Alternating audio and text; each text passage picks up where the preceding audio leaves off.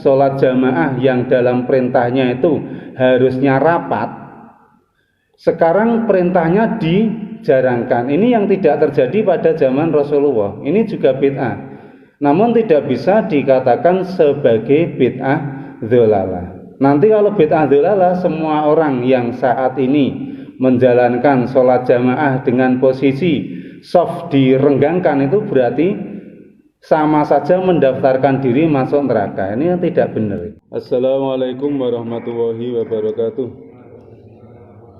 Pada jamaah subuh yang saya hormati, yang dimuliakan oleh Allah Subhanahu wa taala, pertama-tama marilah kita bersyukur pada Allah Subhanahu wa taala atas semua kenikmatan yang diberikan pada kita, sehingga pagi hari ini kita masih bisa hadir di Masjid Pancasila Sakti ini dalam rangka untuk menunaikan sholat subuh secara berjamaah. Salawat dan salam marilah senantiasa kita haturkan kepada Nabi besar Muhammad Sallallahu Alaihi Wasallam. Pagi ini saya akan menyampaikan ini aja. Ada suatu hadis yang sering digunakan beberapa orang, termasuk para ustadz, namun menyampaikannya tidak lengkap.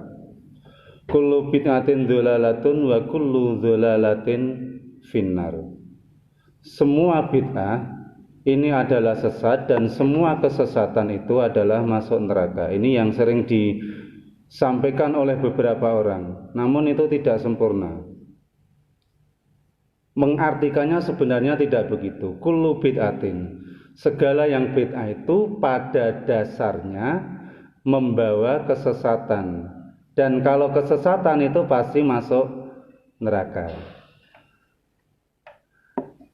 Sedangkan bid'ah sendiri sebenarnya ada dua. Satu bid'ah dzalalah, dua bid'ah Satu bid'ah sayyi'ah, bid'ah yang jelek. Kedua bid'ah hasanah, bid'ah yang baik.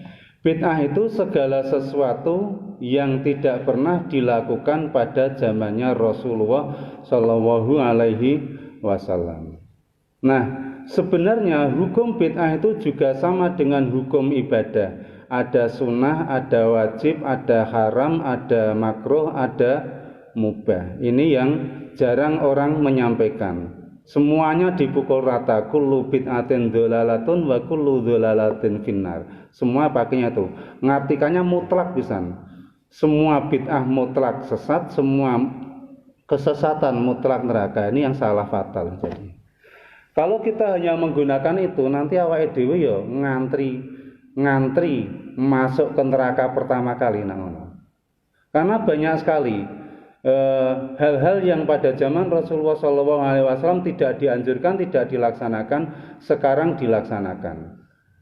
Bahkan dengan adanya wabah penyakit corona ini, kita diberi contoh yang sangat nyata, dan kita pun melakukan bahwa segala yang bid'ah itu belum mesti sesat. Contohnya apa ya? Sholat kita ini, sholat jamaah yang dalam perintahnya itu harusnya rapat, sekarang perintahnya dijarangkan. Ini yang tidak terjadi pada zaman Rasulullah. Ini juga bid'ah, namun tidak bisa dikatakan sebagai bid'ah dzalalah. Nanti kalau bid'ah dzalalah, semua orang yang saat ini menjalankan sholat jamaah dengan posisi soft direnggangkan, itu berarti sama saja mendaftarkan diri masuk neraka. Ini yang tidak benar ini. Jadi luar biasa wabah penyakit corona ini memberikan penjelasan kepada kita bahwa tidak semua bid'ah itu sesat. Kemudian masih ada lagi di masjid-masjid sekarang ditulisi masjid ditutup. Padahal perintahnya agar kita senantiasa memakmurkan masjid, datang ke masjid lebih awal lebih bagus. Nah, sekarang perintahnya itu jangan masuk masjid. Masjid di lockdown, diberhentikan. Ini juga tidak ada pada zaman Rasulullah, berarti juga bid'ah. Namun bukan bid'ah yang jelek. Ini adalah bid'ah yang bagus yang harus kita ikuti untuk saat ini. Nah, contoh lagi yang dilakukan oleh Sayyidina Utsman adalah membuat Al-Quran dikumpulkan jadi satu sehingga terciptalah sebuah mushaf atau Quran seperti yang sekarang kita kenal ini. Ini pada zaman Rasulullah juga tidak ada.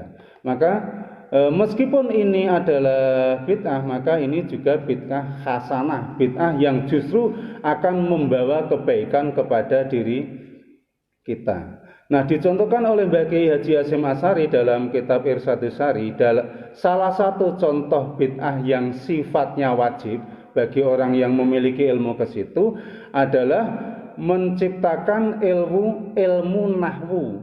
Ilmu nahwu itu ilmu untuk mempelajari Al-Quran, untuk mempelajari Al-Hadis secara lebih jelas. Kalau dalam bahasa Inggris itu grammar itu namanya, nahwu itu. Jadi kapan Al-Quran harus dibaca fathah, kapan harus dibaca dzumah, kapan harus dibaca tanwin, ini ilmunya namanya ilmu nahwu. Dan ilmu ini disusun setelah Rasulullah SAW sudah tiada. Jadi seperti itu. Termasuk pemberian harokat, fathah, kasroh, dzumah, tanwin. Ini adanya juga pada zaman setelah Nabi Muhammad SAW. Bisa dibayangkan seandainya tidak ada inisiatif untuk membuat bid'ah berupa memberi harokat, kemungkinan orang-orang Islam yang bisa membaca Al-Quran itu sangat sedikit, bahkan bisa-bisa tidak ada. Sak kampung mungkin sing iso gur siji. Nah, untungnya ini ada orang yang berani berinisiatif untuk memberi harokat kepada Al-Quran, sehingga ada kemudahan bagi seseorang yang ingin belajar Al-Quran, bisa mempelajari, bisa membaca Al-Quran dengan mudah. Maka jangan sekali-kali menggunakan hadis tentang bid'ah hanya itu tadi, dan jangan percaya bahwa semua bid'ah itu mutlak sesat dan pasti masuk neraka. Jangan mudah percaya dengan seperti itu. Apalagi kemudian yang dicontohkan itu sangat tidak betul. Yang dicontohkan itu misalnya orang melakukan ziarah kubur, pergi ke kubur, berdoa di situ, itu adalah bid'ah. Ini yang salah contoh itu. Contoh yang benar tentang bid'ah itu pergi ke tempat perjudian dan di sana ikut berjudi. Ini jelas bid'ah dan hukumnya haram. Pergi ke tempat makam, di sana berdoa, di sana mengaji, itu boleh. Karena kepentingan mengaji, kepentingan zikir itu boleh dilakukan di mana saja. Jadi seperti itu. Jamaah semuanya yang saya hormati, yang dimuliakan oleh Allah Subhanahu wa taala, mungkin itu aja yang bisa saya sampaikan pada pagi hari ini. Semoga ada manfaatnya bagi kita dan bisa menambah ilmu kita, bisa menambah keyakinan kita pada Allah Subhanahu wa taala semakin baik. Terima kasih. Wallahul muwaffiq ila aqwamit thoriq. Wassalamualaikum warahmatullahi wabarakatuh. Allahumma sholli ala Muhammad. Ya Rabbi sholli alaihi wasallim. Allahumma sholli ala Muhammad. Ya Rabbi sholli alaihi wasallim. Allahumma sholli ala Muhammad. Ya dzal jalali